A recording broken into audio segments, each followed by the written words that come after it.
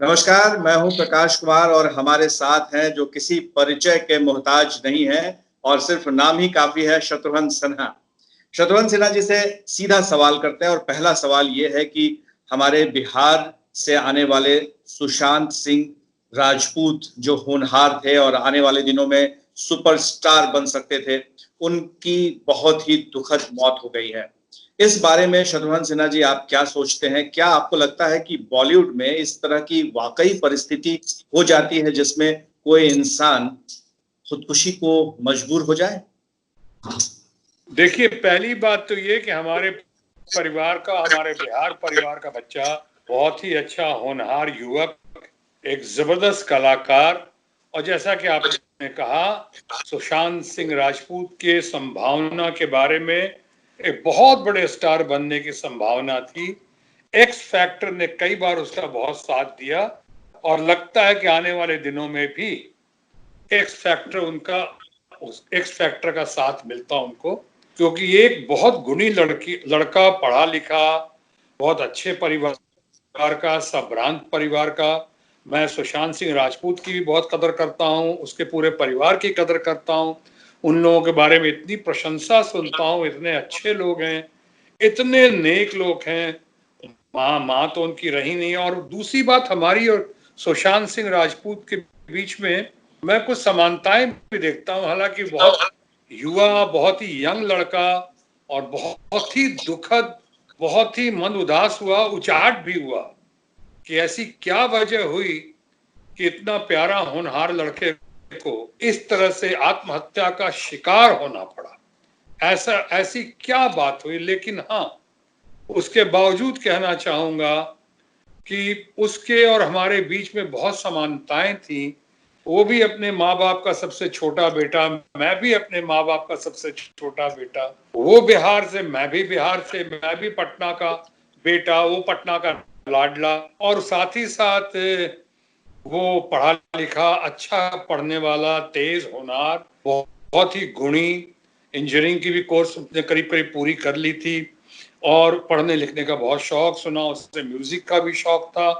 और वैसा लड़का जो स्वाभिमान के साथ अपने ऊपर, जैसे मेरे बारे में कहा जा सकता है कि प्रभु की असीम अनुकंपा रही, अल्लाह ताला का फजल रहा, वाहेगुरु का आशीर्वाद रहा, लेकिन उसके अलावा मुझे आप लोग का साथ सहयोग मिला, बिहार का प्यार मिला, पूरे देश का साथ मिला, लेकिन वहां कोई गॉडफादर नहीं मिला मुझे। और मैं बिहार से पहला, या कह सकते हैं पहला कलाकार या पहला स्टार, जिस तरह से स्ट्रगल करके ऊपर आया, उन्हीं सीढ़ियों पे चढ़ते हुए मैं देख रहा था सुशांत सिंह राजपूत को। हालांकि मैं, और वो कि आपका नाम शत्रुघ्न सिन्हा और उसका नाम सुशांत सिंह राजपूत लगा हुआ था, तो दोनों एसएस थे। हाँ जी हाँ, अगर सुशांत सिंह कहा जाए और मेरा शत्रुघ्न सिन्हा कहा जाए तो दोनों एसएस थे। और मेरी हालांकि उनसे मुलाकात एक ही बार हुई थी, और बहुत अच्छी मुलाकात हुई थी, बहुत संस्कार के साथ। मुझे लगा कि लड़का बहुत ही संस्कारी है, संस्कार के साथ, रेस्पेक्ट के साथ वो आए थे, मिले थे। मैं अपनी पत्नी के साथ और संजय लीला बंसाली और कुछ और लोग, वरुण धवन वगैरह कुछ हमारे साथ बैठे हुए थे, तो वहां आकर मिलने आया था। मुझे बहुत इम्प्रेस किया, बहुत ही प्रभावशाली लगा, बहुत ही अच्छा लगा जिस तरह से आके वो मिला, अपनी बातें बताई, और उसने कहा कि मुझसे मिलने का बहुत इच्छुक था। उसने कहा कि आप हमारे और हम जैसे लोगों के लिए बहुत बड़े सेंस ऑफ, आपको देख के आने प्रेरणादायक रहे हैं। आपसे बहुत प्रेरणा मिलती है कि आपने करके दिखाया, आपने बलबूते। हमको ये था कि आप बॉलीवुड में जब गए थे तो कोई कनेक्शन नहीं था, आपका भी कोई गॉडफादर नहीं था, आपने खुद कहा। और सुशांत सिंह राजपूत ने भी अपनी दुनिया अपने बल पर उसने बनाई थी। आपको लगता है कि क्या परेशानी वो झेल रहा होगा, जो आप अपने जमाने की बात बता सकते हैं कि उस तरह की परेशानी आज भी बॉलीवुड में है जिस वजह से कोई इतना बड़ा कदम उठा सकता है? देखिए, फिल्म इंडस्ट्री जिसे आप बार बार बॉलीवुड कह रहे हैं, इसमें सबों को, मैं क्या, बड़े भाई समान धर्मेंद्र रहे, यहाँ और सीनियर राजेंद्र कुमार जी, अच्छे अच्छे बड़े बड़े लोग आए और उन्होंने बहुत स्ट्रगल की। यानी हम उनके स्ट्रगल का, अगर स्ट्रगल की बात करें तो क्या क्या नहीं दुख या क्या क्या तकलीफ नहीं सही है उन लोगों ने, हम लोगों ने भी। हमारे आज नेशनल आइकॉन जो हैं और राष्ट्र सबसे बड़े कलाकार, अदाकार, व्यक्तित्व और इतना बड़ा कला का धनी और पर्सनालिटी का धनी हमारे दोस्त महान कलाकार अमिताभ बच्चन, इन्होंने तो, इनको भी स्ट्रगल करते हमने देखा है, हमने खुद स्ट्रगल किया है और स्ट्रगल में तरह तरह की मुसीबतों का सामना करना पड़ा है। लेकिन हमें जो मंत्र दिया गया था, और वो मंत्र ये था कि when going gets tough, the tough get going। मुसीबतों को वही पार कर सकता है जिसके अंदर मुसीबतों को पार करने की क्षमता होती है, शक्ति होती है, मादा होता है। शायद हमारे अंदर वो मादा थी, और यही जब कह रहा हूं शायद हमारे अंदर मादा था, तो ये मादा मैंने सुशांत सिंह राजपूत में भी देखा। मैंने कहा हमारी मुलाकात तो बहुत कम हुई, ये मेरा अफसोस की बात है। उसके परिवार से भी हमारी मुलाकात बहुत कम हुई, हालांकि उनके परिवार के बीच में और हमारे परिवार के बीच में बहुत नजदीकियां रही कई बार। लेकिन ऐसे मिलने हो सकता है, मैं दिल्ली भी चला गया, दिल्ली आना जाना बार बार, बिहार दिल्ली, राजनीति सामाजिक जिम्मेदारी के तहत गया। लेकिन एक बात आपसे बात कहना चाहूंगा कि लोग कहते हैं कि तरह तरह से लोगों ने परेशान किया बॉलीवुड में। हो सकता है कुछ लोगों के साथ कुछ लोगों ने ऐसी हरकतें की हों, लेकिन दूसरी तरफ ये भी कहना चाहूंगा कि जब आप क्रोध, आक्रोश या फिर जब वेदना की स्थिति थोड़ा निकलेगी तो दिखाई पड़ेगा कि फिल्म इंडस्ट्री बहुत अच्छी खासियत भी है, जबरदस्त प्लस पॉइंट्स है। ये फिल्म इंडस्ट्री सिर्फ एक ही रंग को पहचानता है, वो है सफलता का रंग, और एक ही स्मेल को, यानी एक ही आपके जो महक को, खुशबू को या बदबू को अवॉइड करता है, और वो है असफलता, फेल्यूर। अभी आप देखें, अगर आपके अंदर वो टैलेंट है, छवि है, लक है, टैलेंट है, काम करने का मादा है, एक्स फैक्टर है, अगर आप चलते जा रहे हैं और सफलता की सीढ़ियों पे ऊपर आ रहे हैं, तो याद करके चलिए प्रकाश कि ये फिल्म इंडस्ट्री या तो बेरहम है या बिल्कुल मतलब नहीं है। ये सबको स्वीकार करता है, चाहे वो बिहारी बाबू या बिहारी शत्रुघ्न सिन्हा हो, या पहाड़ी हमारा डैनी डेंजोम्पा हो, या हमारे अपने बंगाल का हमारा प्यारा मिठुन चक्रवर्ती हो। ये फिर जात और मजहब नहीं देखता फिल्म इंडस्ट्री। और मैं बता दूं एक बात और, हमारी फिल्म इंडस्ट्री अगर पूरे दुनिया में या देश में सबसे ज्यादा अगर इसकी खूबसूरती है तो वो है इसका सेकुलरिज्म। यहाँ ये पता ही नहीं चलता, ना कोई जानने की कोशिश करते हैं कि कमला हसन हिंदू है या मुसलमान है, या हमारे कमल डांस मास्टर थे वो हिंदू थे या मुसलमान थे। मुद्दा ये है कि जो रील में दिखता है, यानी कि रील में जो फ्रेंडशिप दिखती है, वो रियल में वाकई में ऐसा होता नहीं है। लोग एक दूसरे के पीछे रहते हैं, यहाँ तक कि कई ऐसे किस्से सुने हैं जिसमें एक दूसरे को चले जाने के बाद, शॉट देने के बाद लोग पीछे अपना सीन फिर से दोबारा करवाते हैं, रीटेक करवाते हैं। तो ये कंपटीशन जो पर्दे पर है, वो क्या वाकई रियल जिंदगी में भी होता है? क्या एक दूसरे को देखना नहीं चाहते हैं? मैं अगर आपकी बात को थोड़ा रीफ्रेज करके कहूं तो कह सकता हूं कि फिल्म इंडस्ट्री में ये रियल लाइफ में दोस्ती, प्यार, मोहब्बत, इमोशंस, भावना, ये सब रियल लाइफ में तो जरूर, रियल लाइफ में जरूर दिखती है, लेकिन रियल लाइफ में इसकी बहुत कमी हो जाती है। यानी प्यार, मोहब्बत, दोस्ती जो है फिल्मों पे दिखाई पड़ती है और फिल्मों के पर्दे तक ही दिखाई पड़ती है, अक्सर ऐसा होता है। लेकिन उसी में से राह बनानी पड़ती है, आपको राह बनानी पड़ती है उसी में से। मैं जानता हूं, मैं तरह तरह की बातें सुन रहा हूं, और कुछ बातें अफवाह भी हो सकती हैं और बहुत सारी बातें सच भी होंगी। अब हमारा लाडला, हमारा प्यारा, हमारा अपने बिहार परिवार का बच्चा सुशांत सिंह राजपूत अभी दुनिया में नहीं है, इसलिए बहुत सारी बातों का समाधान नहीं हो पाएगा। हम कभी नहीं जान पाएंगे कि उसमें कहां तक सच था और क्या सच था, लेकिन इतना जरूर जानते हैं और मानते हैं कि हमारा सुशांत सिंह राजपूत बहुत ही बढ़िया इंसान था, बहुत ही जबरदस्त कलाकार था, उसके अंदर संभावनाएं थी बहुत जबरदस्त स्टार बनने की, वो सही राह पे चल रहा था। अब क्या मानसिक उलझनें आई या क्या क्या परेशानी हुई या क्या क्या लोगों ने उसे परेशानियां दी, अब इस पे अगर हम बात करेंगे, जाहिर है कोशिश तो करेंगे जानने की, लेकिन जान के भी पूरा लाभ नहीं होगा, इसलिए कि जिसके लिए हम कोशिश कर रहे हैं, जिसके लिए हम जानना चाह रहे हैं, जिसे मैं बार बार कह रहा हूं, हमारे अपने बिहार परिवार का बच्चा सुशांत सिंह राजपूत, और सही मायनों में भारतीय था कि पूरे भारतवर्ष का उसको समर्थन मिला था, अब वो इस दुनिया में नहीं है।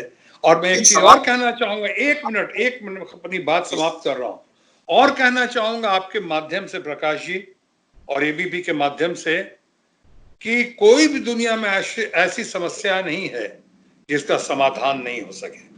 34 साल का एकदम यंग डैशिंग स्मार्ट लड़का सुशांत सिंह राजपूत, ये क्या वजह हुई जिसके अंदर संघर्ष करने की क्षमता थी और उसने साबित करके दिखा दिया था, क्या वजह हुई कि संघर्ष के आधे रास्ते में ही अगर कोई समस्या थी तो उसने दम तोड़ा और इस तरह से दम तोड़ दिया, इस तरह से हमें साथ छोड़ दिया।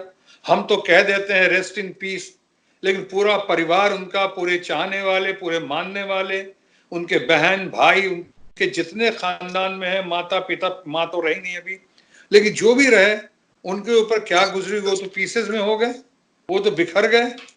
ये क्या ऐसा, मैं कहता हूं हमेशा कि ये सबक किसी को नहीं लेना चाहिए।